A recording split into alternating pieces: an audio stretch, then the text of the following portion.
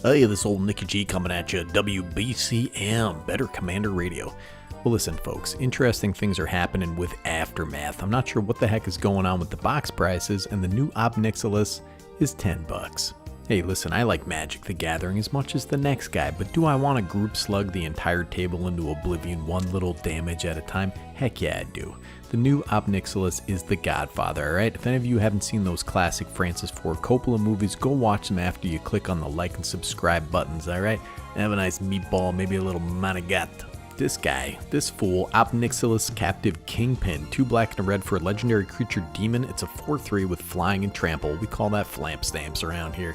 Whenever one or more opponents each lose exactly 1 life, put a +1/+1 counter on Ob Nixilis. Exile the top card of your library. Until your next end step, you may play that card. He's stranded on New Capenna without a spark, and he's facing the 5 families out for blood. It's so obviously cribbed from The Godfather. Same thing, 5 families, which is cribbed from the New York 5 families. Anyways, this is the best play from Exile Commander since Prosper Tomebound, and he obviously goes in that deck. Alright man, let's get this right out of the way. Right off the bat, we have a 2-card combo with All Will Be One, the enchantment. So that's 3 red for an enchantment. Whenever you put 1 or more counters on a permanent or player, All Will Be One deals that much damage to target opponent. Creature an opponent controls or planeswalker an opponent controls, but you want to concentrate on doing it to the opponent because the rest of the stuff isn't going to help you. You put a counter on Ob Nixilis, this deals 1 damage. You put 1 counter, this deals 1 damage. It's a little on the nose and easily tutorable in black. If you want to get real spicy, dude, just put in your tutors and get out there, and this is a 2-card combo with your commander, brother. But what are you going to do with the rest of the deck? There are a number of ways you can build this guy, and more than a few ways to capitalize on his abilities. The first is Cast from Exile Payoffs. In a non-budget deck, Keeper of Secrets, man, this thing is the bomb. I keep talking about this card, but right now it's $9. This dang thing has been in the past 3 videos I've done for whatever reason, and I'll never stop plugging it.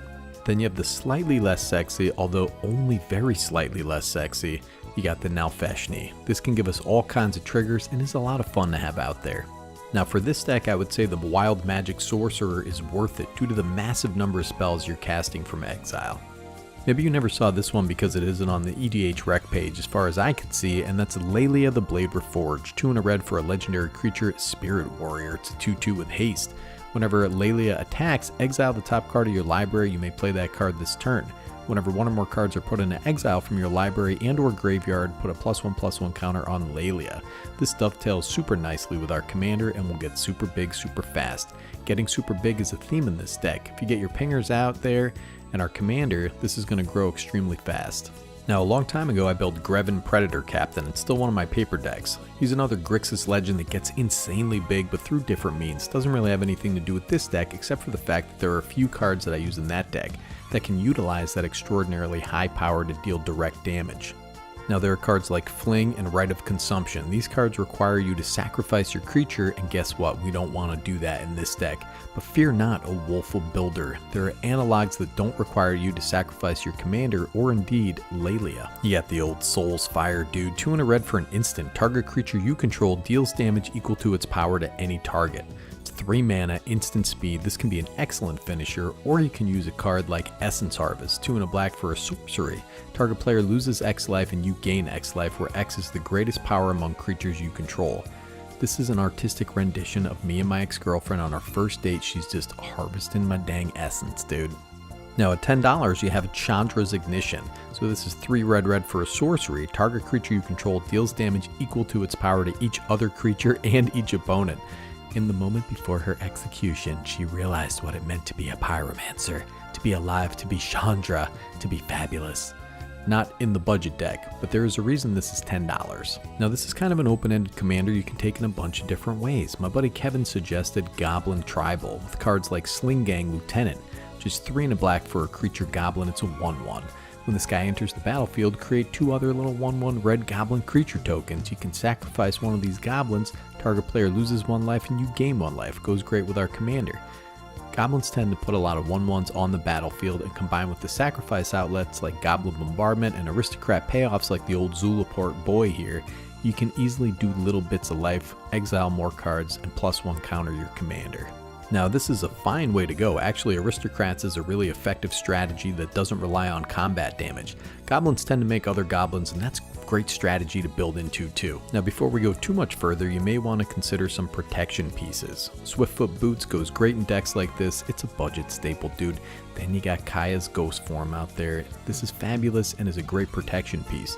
I used to call Kaya's house when I was a kid, right? And her dad would say, "Nope, I don't know, she can't come to the phone right now, you know, I don't know what to tell you, buddy. She's in her ghost form." Now there are a bunch of effects like this, but Feigned Death and Undying Malice are basically the same card. This gives you the ability to slap your dude back out there in response to a board wipe or some targeted removal. Now Bolt Bend has been getting a lot of attention lately. It's 3 and a red for an instant. The spell costs 3 less to cast if you control a creature with power 4 or greater. Well, guess what, dude? Our commander's got power 4 or greater. There you go. Change the target of target spell or ability with a single target. Now I built another similar commander, did a video on it which I'll link here, but I also have it in paper, and that's Garrison Starn Kellermorph. Trying to say this guy's name makes me think I'm having a stroke or my tongue stopped working or something, but you start to eyeball repeatable sources of small damage, and Ob Nixilis has that in common with this guy and shares some of the same cards. I built the old Garrison Starn with a bit of a different flavor, but I wanted repeatable sources of damage and life loss, and black is another great color for that. Alright man, so let's punish our opponents for doing basically anything that they want to do. You want to draw cards? Well, that's too bad. The Cataract Parasite is making his presence known. I like how this dude just says get wrecked, and he's a horror with arms and skulls, and he looks like the dogs from Stranger Things. This dude will eat up Samwise Gamgee if you aren't careful, brother. And you got the old Underworld Dreams dude. This card's been around forever. It's got some of the coolest art out there, and most commander decks are built to draw cards. So let's plop this out there and watch the carnage, dude. Check out this old school art. Your buddies are going to be across the table. They're going to be like, "Oh, I'm going to draw 7 cards this turn." That's good for you, man, because you're going to get Underworld Dreamed, brother. Fate Unraveler. This little lady's got to be careful because she's about to burn down her dang house with all those candles. Creature type, hag. It's a little bit insulting if you ask me. Imagine having to introduce yourself as a hag. Spiteful Visions. This is another great card, but keep in mind you're giving your opponents cards and this is symmetrical. Well listen, that's slug, buddy. We're building a group slug deck. Everybody's going to be drawing cards and taking damage. Everybody takes a little chin music, you know what I'm saying? Then you got this guy, looks like a Muppet, looks like dang Elmo's cousin. Karazakar the Eyed Tyrant. It's 3 black and a red for a legendary creature Beholder. It's 5/5. Whenever you attack a player, tap target creature that player controls and goad it. Whenever an opponent attacks another one of your opponents, you and the attacking player each draw a card and lose 1 life, so you can get some pretty serious triggers off of this guy. I don't understand why it doesn't have flying. It doesn't square with what I know from Doom Eternal, dude. These guys had flying in there. It would have been nice if he could have some tiny little feet that the artist could have put on there or something to say, oh, he doesn't have flying. But that's why I'm not the art director. Now you may want to consider some Extort creatures because you'll be casting quite a bit of spells from exile, and the average mana cost in the deck I built is under 2. Thrall Parasite is the cheapest one. Looks like he's doing a prank video, dude, a YouTube prank video. The person's like, "Oh, you bit my throat," and he's like, "It's just a prank, bro." I love these 2 cards, Kessig Flame Breather and Firebrand Archer. These guys must have went to the same middle school and played soccer together because they're both doing the same tricks out there, dude.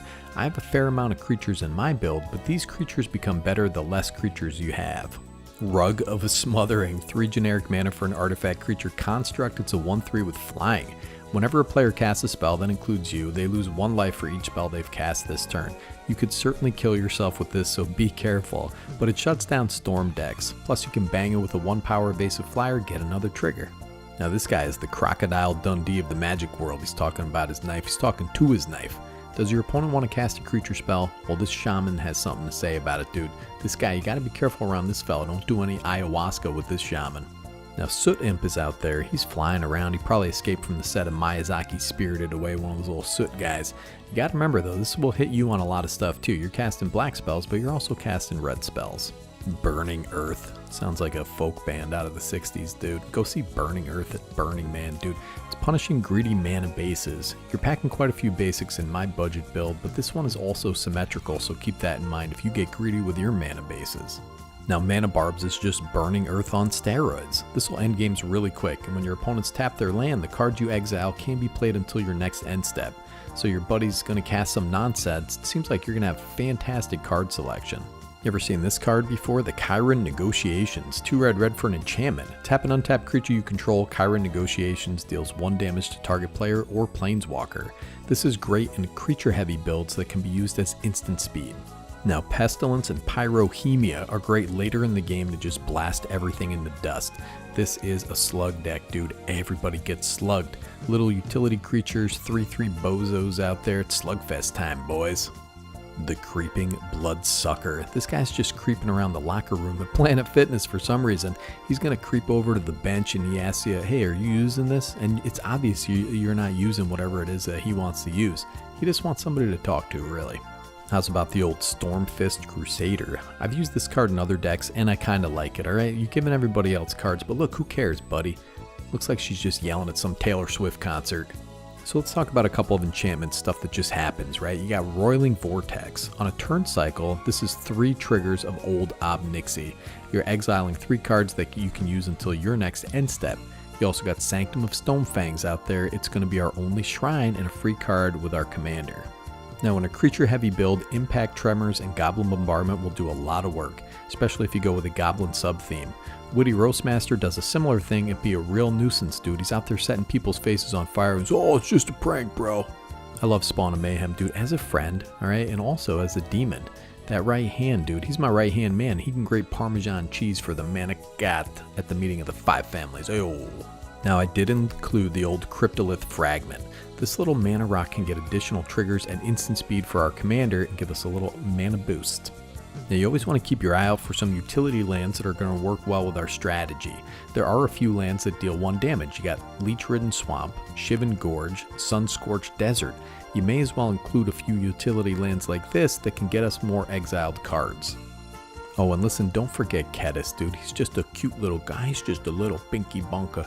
Your commander's getting big and can swing on over Jepson over there because he's got no flyers, and then Kedis triggers for Susie and Mike Spingelman, and you're spreading damage around the table. So, of course, I put together an $80 or so sample deck list. You know what? The prices are going to go up and down, but I aim for about $80, not including the cost of the commander. Ob Nixilis has supreme card selection. It runs very smoothly.